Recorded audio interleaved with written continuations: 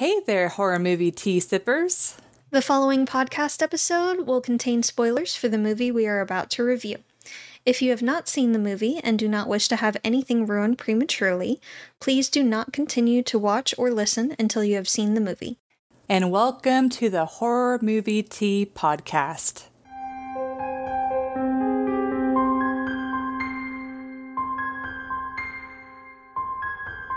Today, for our very last week of Asian Horror Month, we are doing one of my favorites. We are doing Premonition, which is a Japanese horror movie, and it's from 2004.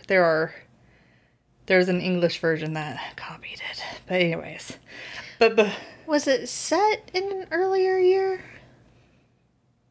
Nope, I don't think so. But yeah, it came out in 2004. Some of the things they showed just made it feel like it was an earlier era, but okay. Yeah, I think... We'll get to that later, though. Yeah. It's fine. Yeah. Anyways, maybe that's when it was published to America. Maybe. Rather than when it was actually released in Japan. Because I think that's a thing. But anyways, before we get too distracted, let's grab our cups and talk about tea. So today I am doing the Plum Deluxe Peaches, sorry. I am doing the Plum Deluxe Peaches and Cream Oolong Tea. It has black tea, oolong tea, apple pieces, apricot pieces, calendula, peach and vanilla essence. And it has caffeine. Sweet caffeine. I don't know if that'll help us or hurt us today with our ADD. We'll see. You never know. Time will tell. Yeah. I am drinking Bigelow's Mint Medley Herbal Tea.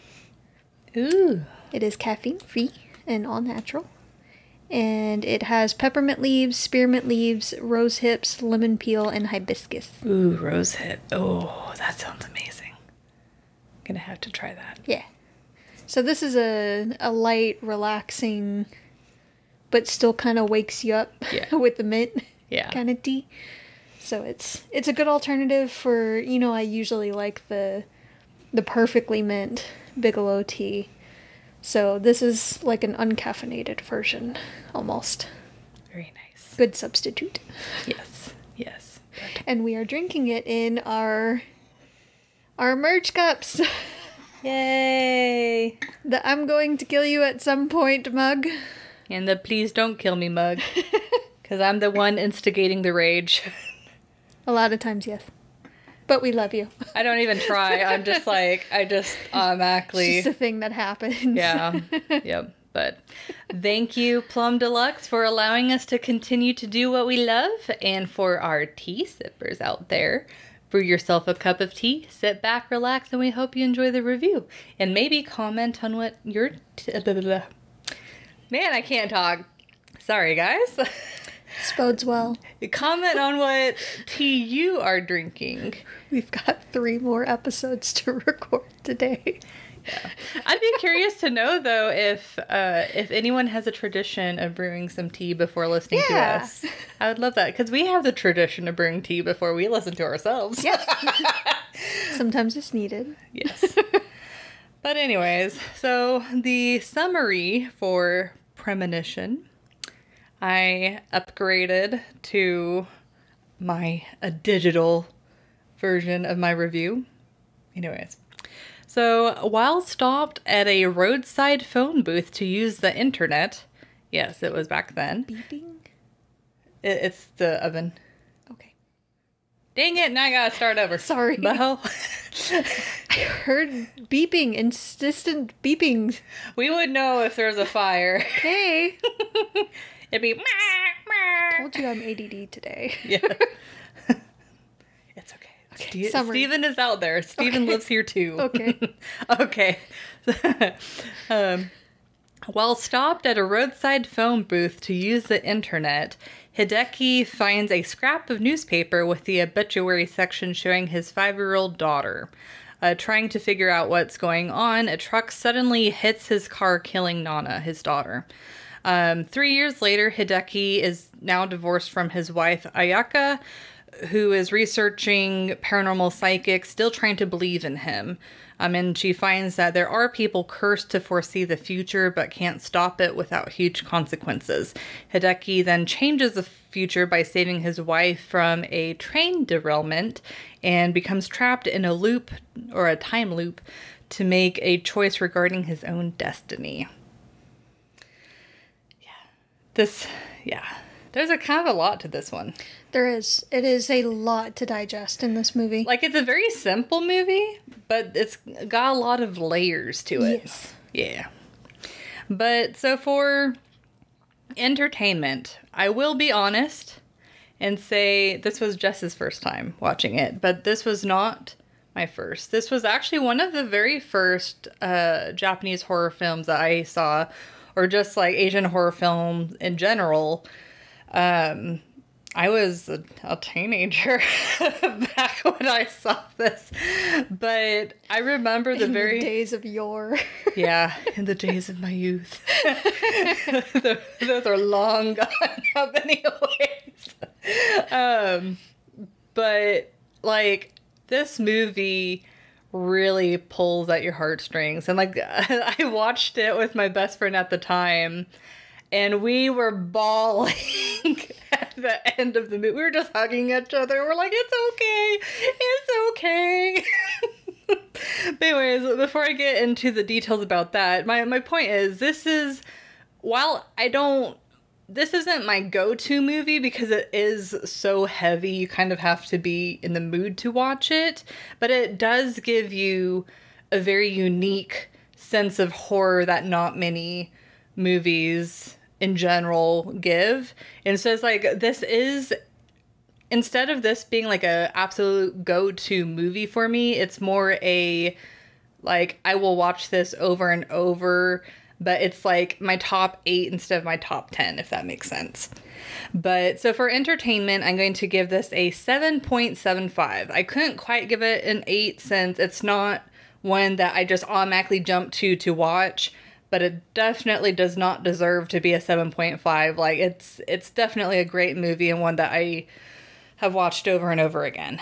But in general, the little girl does such a good job. It's like you see her for such a brief moment in the movie, but whenever she's in the car screaming for help, it just hits your heart right where they want it to. It's so... Just tear out our heart, why don't you? Yeah. It's okay, we didn't need it. Yeah, it's like the situation, I have to wonder how many times that they rehearsed it, but it just... The situation is just not just absolutely horrifying, but just also feels really raw and real. Except for a few things, but we'll nitpick that later. She does a really good job, though. Yeah, she's one of the best kid actors that we've seen. Yes, for sure. Yeah, because it's not just her screaming. Like, you can hear the raw terror.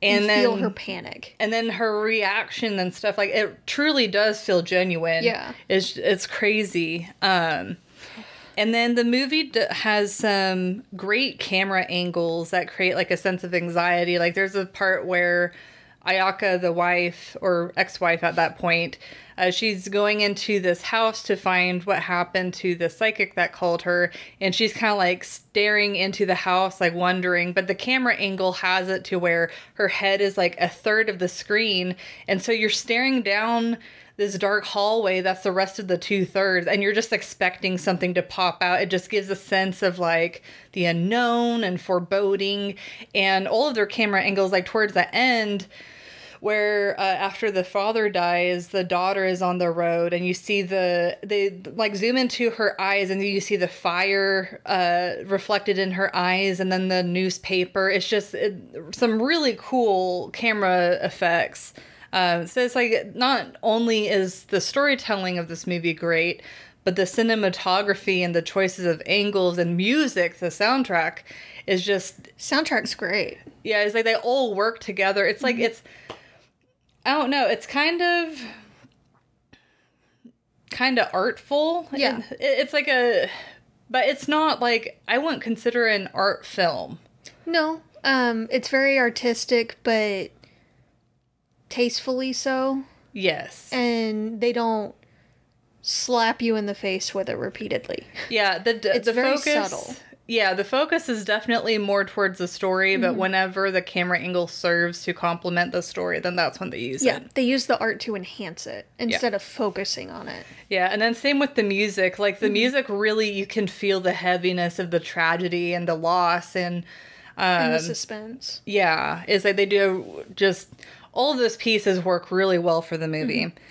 I also really enjoy, I'm a sucker for like character growth and expansion stuff. So I really enjoy, yes, it really does help, especially this movie. It just really helps flesh out the characters and make you feel sympathetic towards them. And I mean, especially like the way that they started off, because there are so many movies that start off big like that.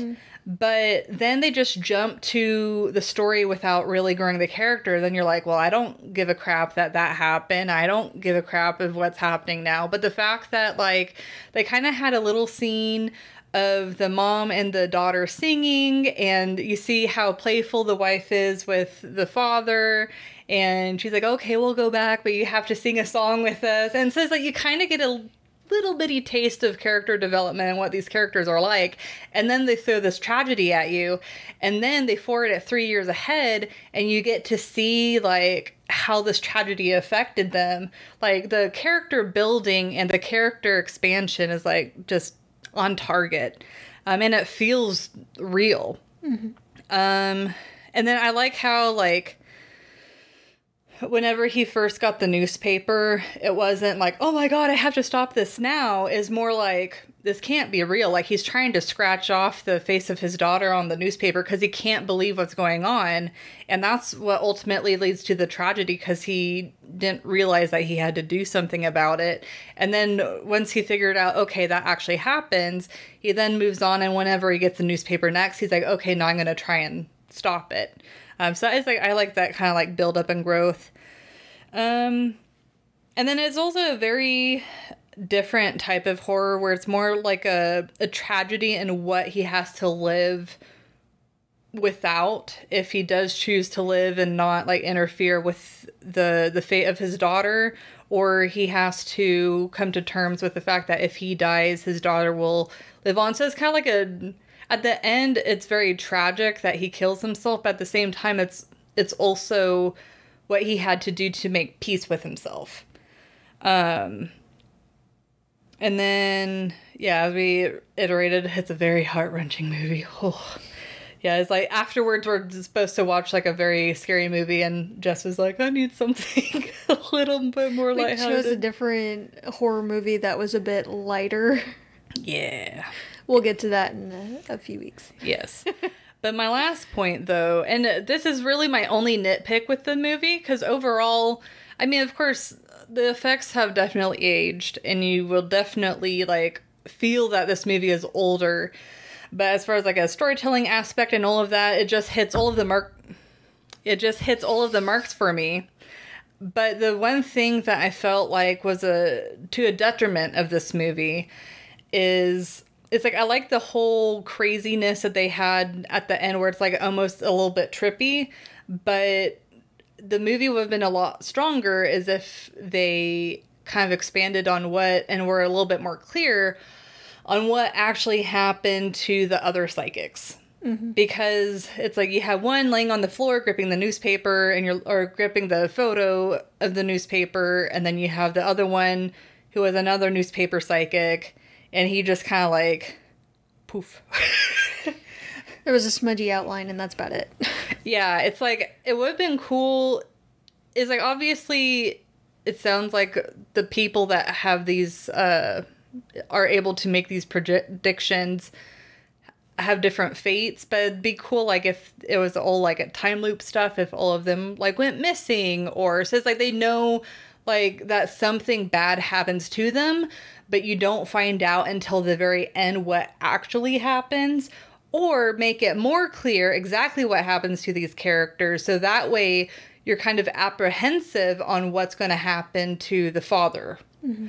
But anyway, that's mainly my biggest nitpick and what I feel like is the weakest point of the movie. But that's what I got. You done? You gonna? Yeah, I was trying to wrap it up. I'm sorry. I love this movie. So I didn't have the nostalgia glasses that Alyssa had. I came in with completely fresh eyes, and they were very wet by the time it finished. Because this movie really does hit you directly at the feels. They're very, very good at that. But I give it a preliminary 6.5.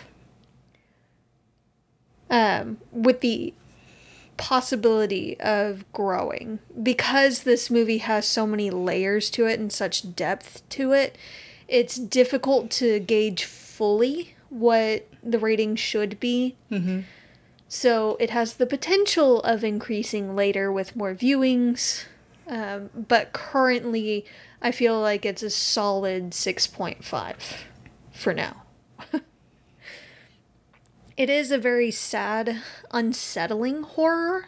Yeah. Especially from like a family perspective. Just knowing that something is coming that's going to really harm someone that you care about the most. And not really being able to do anything about it is honestly a horrible, horrible nightmare. It's not necessarily scary in the way that a lot of other horror movies are. Yeah. Not in the adrenaline rush kind of scary way. It's scary in the helpless knowledge kind of way. You know something's coming, but you're completely helpless to do anything about it. And almost unsettling, too. Yes. Yeah. It's extremely unsettling. But there is definitely a lot to digest in this movie. There's kind of... We'll get to a lot of it in the realism, but it brings up a lot of questions. They're very unclear about certain things, and again, that really impacted the realism for me. It does take me a little bit out of the immersion of the movie. The effects are dated, for sure, but the characters themselves feel very real and tangible and genuine. It didn't seem... I don't remember any of the characters feeling robotic or unnatural. Everything was very organic. The interactions with everyone were genuine and organic. So they did a really, really good job with the movie in that aspect. But when you start digging down into certain things, it just... You start questioning. You start questioning the movie a bit, and it takes you out of the immersion. So it could be stronger, but it's also one of the better ones that we've seen, for sure. And for a movie from 2004, that's pretty good. Yeah. That's pretty good. And it didn't need any, like, crazy effects or anything to get their point across. So, that's what I got for entertainment. I feel like I believe Ringu came out a little bit before. I think it came out in, like, 2001 or something. But anyways, my point is the movie was competing with, like, Ringu and Ji-won, some really, like, staple horror movies. Oh, yeah. And those are the go-to for sure. And I feel like this movie definitely, like, stands up to both of those. It holds its own. It might not be the one that people grab for first, but I feel like it should be one of the top. Yeah. But it is, like, it's a very specific horror, which I can imagine have a box of tissues. Yeah. If you're a crier, have a box of tissues. Yeah. It's like, I knew what was going to happen. I was already like, oh, no. Yeah. Like, don't cry. I didn't know. Yeah. I didn't actually cry, but I came close a couple of times. It was hard to watch a couple of those scenes. Yeah, I was trying really hard not to, like, spoil it, because that would totally, like, kill the emotion of the movie. You can see a lot of it coming, too, and that just makes it all the more heartbreaking. Yeah, it's like, I think almost all of the tragic scenes you can see coming, but it's like, you're just helpless. You just have to sit there and watch it happen. But also, like, whenever the father, like, goes to hug his little girl whenever she's hiding behind the bear, and he just hugs her and sobs, it's just like, oh, God. You could just, I feel like that'd be very awkward for the kid, too. It would be, but... Daddy, why are you crying? But it's like, you can just feel the weight of his loss. Yeah. And, but yeah. And finally being able to see her and hold her again, and not knowing if that's the last time that he'll be able to do that. It's just, Yeah. Whew. In that kind of situation, I don't know if it would have been better to not be there at all. Yeah. But let's move on to realism. Yeah. Because I'm kind of depressed now. Oh, this movie's so sad. I know, yeah. But, okay, so my list for realism is luckily fairly short. Okay. So, for realism, I would give this a 3.5. It's like, it was really hard doing this one, because it's like the characters are pretty realistic, but then there's just a few things that you're like, maybe that wouldn't happen. So the first is the fact that the driver, like, was dead, and then just so happened to be driving, like, died in just the nick of time to where he was driving straight enough, but then started to swerve, like, right when his, like, along next, where he would hit the car. It's like, that's just a huge coincidence. And it was like a country road that they were on. Yeah, it definitely gave me Final Destination vibes at this point, especially in the movie, but at a couple other places too. Yeah, and then, like, once the car got hit, you see that the fuel is leaking, but it's like, you know, they hit the front part of the car, and then the fuel line is leaking, but then it's the back part of the car that actually lights on fire. That didn't make a whole lot of sense. It's like, you would think it'd be more the front part. Yeah, really, the gas should be leaking out the back. And the fire should have been up front. And it still would have happened, but it just felt a little out of place. Yeah, and I guess maybe they did that so that way they could still get a good shot of the little girl in the car without the fire. That's what they did it for. But it was just, you know, realism-wise, it didn't seem likely that that would happen exactly that way. The fact that they got divorced after the tragedy does make sense. You know, not only, like, relationship-wise, but I could also see the fact that he's obsessed over, like, this newspaper, and she's just like, I just want to, you know, move on. It's like, I could, but what was, like, the way that they explain it is she didn't believe him, and so he left her. But they still love each other. It's just the fact that he couldn't stand that she didn't believe him. And then later on they end up reconciling. But it's like they have some really nice moments of where they, like, reconnect and kind of, like, work out the differences when she does start believing him. And then my final point, and this kind of brings it up on if this movie could even happen. I mean, you know, all of that aside, the newspaper, like, the prediction method is flawed, because they don't really give a whole lot of detail on, like, you know, depending on what era you are, does the medium change? You know, at that time, whenever they were doing horror films, you know, you had the videotape. and then you had the newspaper, and then with John you had the house. It's like they were making like everyday items like scary, which I love. But for a realistic perspective, newspapers haven't always exist. God, I can't talk. I'm sorry. I'm gonna have a lot of fun editing this audio. But newspapers haven't always existed. So it's like, what happened before newspapers existed? Like, did it just pop up on rocks or like... So prior to that, I'm pretty sure a lot of it was word of mouth. So I wonder if some kind of spirit showed up and told them. That'd be terrifying. That would be terrifying. Or if they just got visions. I mean, they mentioned clairvoyance. Yeah. And one of the ladies had a vision of a newspaper clipping of her death. Yeah. So she didn't necessarily see the newspaper clipping. She just had a vision of it. So it could have just been vision-based. But they didn't explain it at all. Yeah, and it is confusing because it's like sometimes they would actually see the newspaper. Other times, like if they're trying to ignore it, they would just automatically write what the paper would say.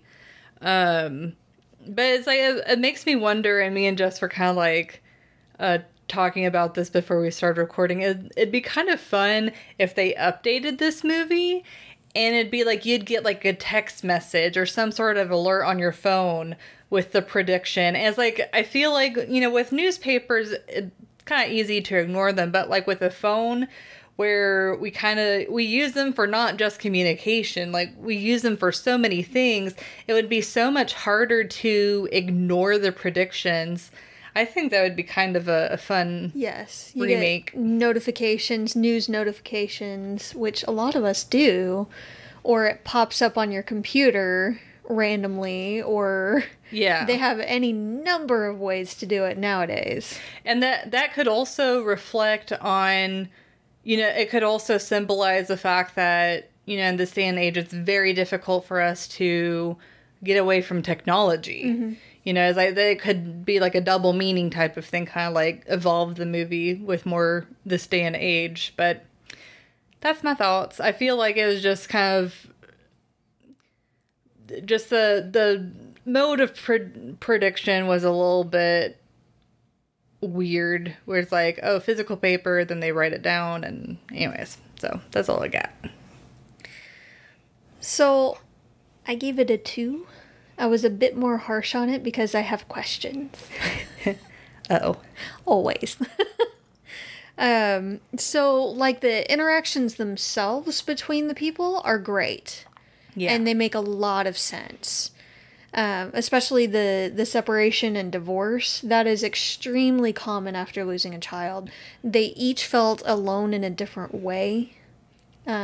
He was obsessed with the newspaper clipping and felt like she didn't believe him, and he didn't realize that to her, whether or not she believed him, it didn't matter because their kid was still gone.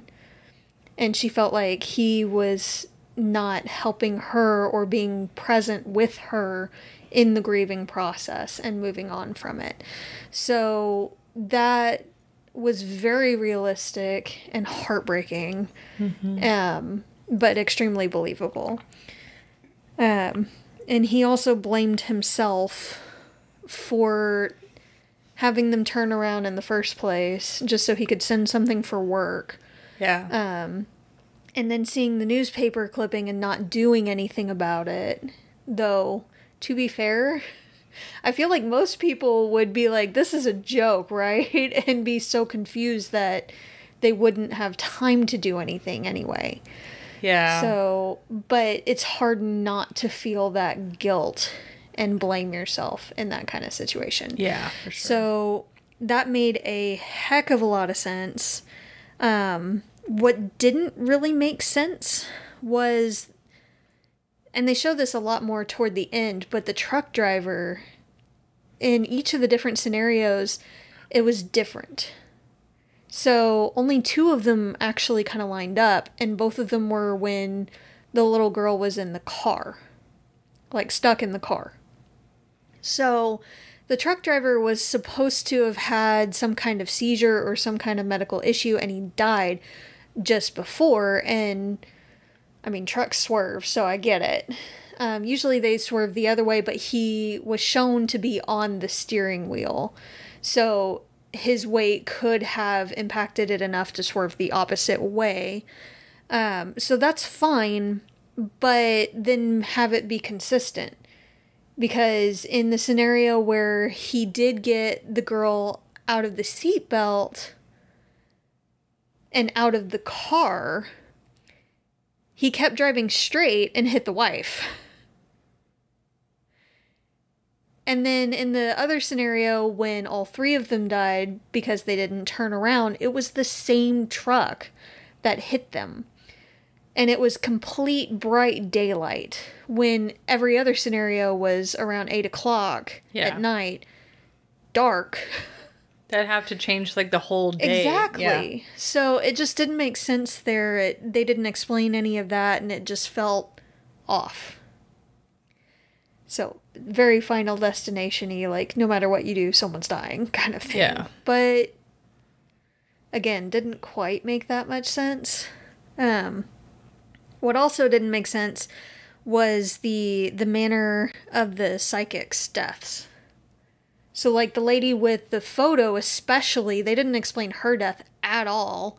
Yeah. She was in the office earlier that day and seemed perfectly fine. They didn't mention it after either. But she was already in rigor and looked like she had progressed fairly quickly in decomposition. Not like horribly so. They didn't mention a smell or anything. But like her skin was kind of bruised looking and mottled. But no blood anywhere. And it just felt weird and kind of convenient that she found the body there, but no signs of, you know, foul play or anything. Yeah. And it was just confusing. Extremely confusing. And the newspaper guy that had gone missing, you see the smudgy silhouette. And that's it. Yeah. Like on the tapes, you see... when he interferes, he has physical reactions to it. It looks almost like he's rotting. He's having an actual reaction. But then on the very last tape, he looks gray. Like grayscale. It was kind of weird. And then you just see the smudgy silhouette. And you're just, I guess, supposed to assume that he disintegrated? Kind of like the papers kind of go away? Yeah, it's like, my theory was that, like, the gray was supposed to signify, like, the newspaper ink, and then he, like, became shredded like paper. But it's like, whenever they show, like, what you mentioned, his very first, like, rash, and then the father's rash, it looks like their skin is rotting or peeling away or something. But also, if it's supposed to be like the newspapers, when the newspapers went away, there was nothing left and no damage to anything that it was on. Windows, tables, walls, anything. When he is gone, there's a smudgy silhouette. So if he did disappear like the newspapers, then why did it leave anything behind? Yeah. So that scene was just weird because there were newspapers plastered everywhere. So it's like... So, I mean, to be fair, a psychic lady that took pictures and everything had cut out newspaper clippings, presumably after it happened. So a lot of those could have been ones that he saved after the fact. Gotcha. Like he knew it would happen and saw it and wrote it down or whatever. But then he gathered the actual newspaper clipping after the fact. That's fine. Weird, but fine. What if he kept all of the people, or no, that wouldn't make sense because then it wouldn't have happened. I was like, oh, what if he kept all of the newspapers of all the people that he saved? But no, that wouldn't make sense because then... He even mentioned that it wasn't in the paper the next day. Yeah. When he did save someone. So, it was just... The rules aren't very clear. Yeah. As to what happens whenever someone gains this horrible ability. It's not exactly a curse, but it's not great. Yeah, it's not a gift because you really can't do anything about it. And to see it constantly just sucks. They keep saying it's evil and all, but I feel like it's also not inherently evil.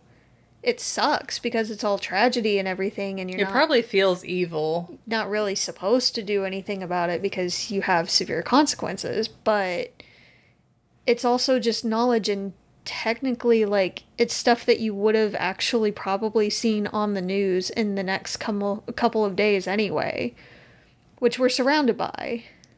So if we would have seen it anyway, really you're just hearing about it beforehand. They don't really explain it, but it does seem like once you start seeing the newspapers, you're just, like, screwed regardless of whether or not you try and stop an event. Because I think the 13-year-old, I think with him, it's like he was more going crazy from it. It's like either you go crazy or you end up getting guilted into stopping the event and then you die that way. It's like no matter what, you don't want to see those newspapers. Yeah. I feel like it's human nature. Like if you know something's going to happen and you have the ability to stop it, even though you know there's going to be consequences, it's hard not to do anything about it. Yeah. A lot of people would feel a moral obligation to do something about it. They never really mention the fact that with a lot of these events, though, most people in, like, authoritative positions won't believe you. Yeah. Like with the train derailment or something, if he had called someone, or the landslide especially, like if he had called someone about it beforehand and warned them, hey, there's going to be a landslide in this area, 8 people are going to die, you need to close this road down or whatever, they're gonna laugh at you.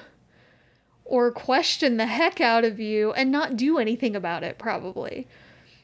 So, yeah. In a lot of those scenarios, you kind of can't do anything about it. So it's just kind of an odd situation. Yeah. Also, with one of my biggest issues when he's trying to figure out what exactly is going on is with the student stuff. So he thinks that something's going to happen with a student. He sees the newspaper article with her name and picture. I think it had a picture. I believe so, yes. So he runs to her house. The fact that he knew where she lives was kind of weird to me, but different culture. Was it actually her house? Yeah. Okay. It had her last name on the plaque outside the door. And then he heard her scream and ran to the area to see what he could do to help. Depending on where she was stabbed, he could have potentially helped her. But when he found her, she was walking and there was no blood or anything, and it was just kind of weird. And then when he knocked out the Stabby McStabberson, he turned around, she was on the ground. And he turned her over, and a wound just appears out of nowhere. That made 0 sense whatsoever. Yeah, like there was no blood on the knife. Well, it's like whenever they show that, they make it sound like even if you did try and prevent it, that person's still gonna die, which makes it confusing towards the end where it's like it makes it sound like no matter what happens, someone has to die in that scenario. And if a person doesn't die, then... So then why couldn't it have been when he knocked out the Stabby McStabberson, he could have fallen in such a way that it cracked his skull open or fractured his spine? Yeah. Any number of things could have happened to Stabby. Yeah, that whole scene kind of removed the logic. Yeah. Because it's like you have to think, it's like even though he removed the wife, the fact that those other people died is like it really had to be her included for the... It can fall apart if you... Yeah. Like try and... It felt really unraveled there. Yeah. But also they didn't show him doing anything that most people would have done, which would be, put pressure on the wound, maybe CPR or something, call the police because you just knocked out the assailant and there's someone bleeding on the ground in front of you. Like, yeah. Call for help, maybe? Yeah. And they never tell you what happened to the assailant either. They never tell you if he got away, if he was in custody, if he died from a head wound or whatever. Yeah. Nothing. You hear nothing afterward about Stabby McStabberson. Yeah, it's literally just to show you that he couldn't stop it. But then later in the movie, they're like, oh yeah, he could stop it. Yeah. He just would have had physical repercussions. So, and she could have been, technically, she still would have been a victim. She just didn't necessarily have to die. She could have been seriously injured and in the hospital under critical condition. Yeah. With a stab wound. But she didn't necessarily have to die. So, it felt just little off, and it just, this movie, because they're so strong on his storyline, but so weak on the other side storylines. Yeah. It just brings up so many more questions and feels rather unrealistic when they could have had a very, very solid, strong, realistic movie, even with the supernatural stuff aside. Yeah. Yeah, I agree. So, that's why I gave it a 2 for now. Okay. But yeah, I think that overall this isn't a movie to sit on. If you haven't watched it, I definitely would encourage you to, because it does kind of give you a different perspective of what horror can be. There's not really a lot of horror movies like this. Not too many. But I think it's worth the watch. But thank you for joining us today, and please comment on what you thought of the movie. If you'd like to recommend a movie, game, or tea, and keep up to date with our content, you can find us on YouTube, Twitter, Instagram, Facebook, and most places you listen to podcasts. And if you'd like to support the podcast, please subscribe, like, and share our content.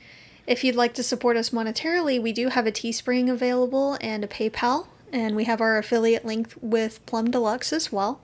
It does not affect the price of the tea at all. It just allows us to continue to do what we love.